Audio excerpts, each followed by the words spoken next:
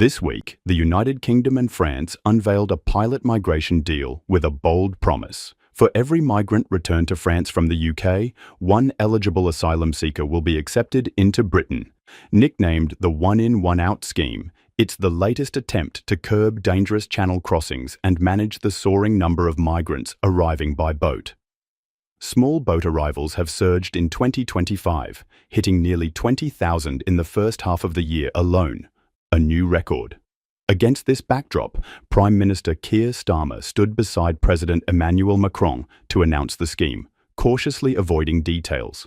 His reason? The mechanics are still evolving, and revealing too much too soon could jeopardize negotiations and implementation. But the core idea is simple: return migrants without a strong asylum claim to France. In exchange, bring over individuals already vetted for credible refugee status. While conceptually sound under the UN Refugee Convention, which does not allow migrants to choose where they claim asylum, the execution may prove anything but simple. Unlike the previous Rwanda plan, which collapsed under judicial scrutiny due to human rights concerns, this arrangement with France sidesteps the issue of safety. France is considered a lawful, democratic nation. Yet, that doesn't mean this new deal will go unchallenged. Legal experts warn of incoming challenges over fairness, transparency, and due process. Who gets returned? Who gets selected to come to the UK? And how will the rights of migrants be protected on both sides of the channel? There's also the Brexit factor. The UK no longer has access to the EU's Eurodac fingerprint database, which complicates identifying migrants who've already claimed asylum in other European states. Rebuilding those data-sharing bridges could take months, if not years, unless a new post-Brexit arrangement is forged. Political resistance is brewing as well.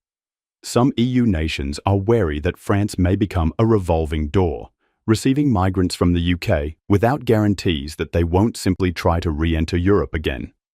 Meanwhile, within Britain, critics argue the scale of the pilot is too small to act as a genuine deterrent. And then there's the question of logistics. British officials will need to operate selection and screening procedures on French soil. That's not unprecedented. Back in 2002, UK and French authorities, along with the UNHCR, ran a similar operation to close the notorious Sangate camp. But those were different times. Today's migration crisis is more global, more politicized, and far more complex. As it stands, the scheme is set to begin within weeks, but no official numbers have been released. The Home Office suggests they'll begin cautiously, adjusting based on results. The hope is to show proof of concept, a working model that could, in theory, scale up. However, this cautious rollout may not be enough to alter the thinking of desperate migrants waiting in Calais. For many, fleeing war, persecution, or economic collapse, the chance of a better life in the UK, no matter how slim, outweighs the risks of the channel crossing.